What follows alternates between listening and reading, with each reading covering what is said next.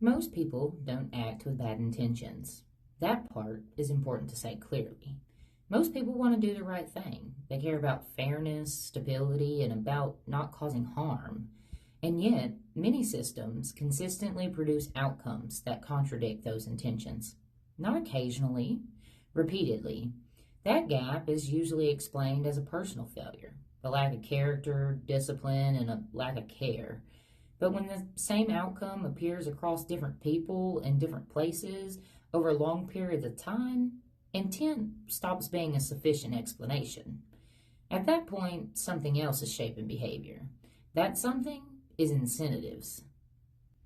The dominant story is simple. People behave according to their values. Good intentions lead to good outcomes, and bad outcomes come from bad actors. This story is comforting because it keeps morality clean. It gives us someone to praise, someone to blame, and it feels true because on a small scale, intent does matter. In personal relationships, in moments of choice, in isolated decisions.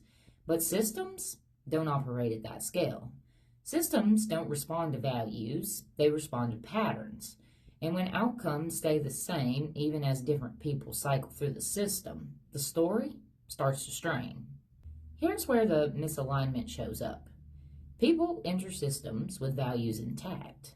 They don't arrive intending to compromise them. But over time, behavior begins to shift. Not dramatically, not all at once, quietly. Small trade offs become routine. Temporary compromises become permanent. Discomfort becomes background noise. What changed wasn't intent. What changed was the cost of resistance. When speaking up risk income, when slowing down risk security, when refusing participation risk exclusion, behavior adapts. Not because people stop caring, but because systems make caring expensive. Incentives don't persuade, they don't argue, they don't convince. They shape behavior by altering consequences. They make some actions easier and others harder.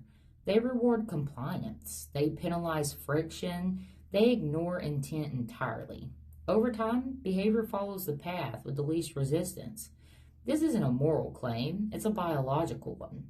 Organisms adapt to environments, not ideas. The same is true for people inside systems.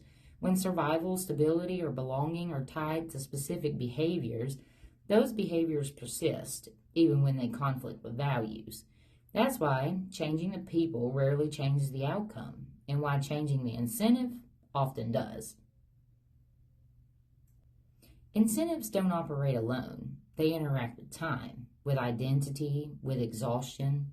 A short term compromise feels manageable, a long term one reshapes behavior.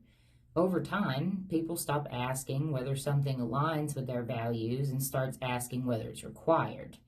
That's how systems produce outcomes without malice, not because people agree, but because resistance accumulates cost, and cost changes behavior faster than belief ever could. Understanding incentives doesn't excuse harm, but it does explain persistence. It explains why well intentioned people can participate in outcomes they don't endorse. It explains why replacing individuals rarely fixes systems. And it explains why moral pressure alone almost never produces structural change.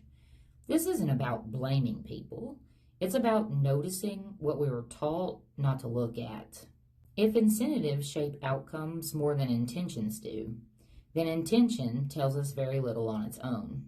And that raises a different question. Not about who is good or who is bad, but about which systems quietly decide outcomes long before intention ever enters the picture.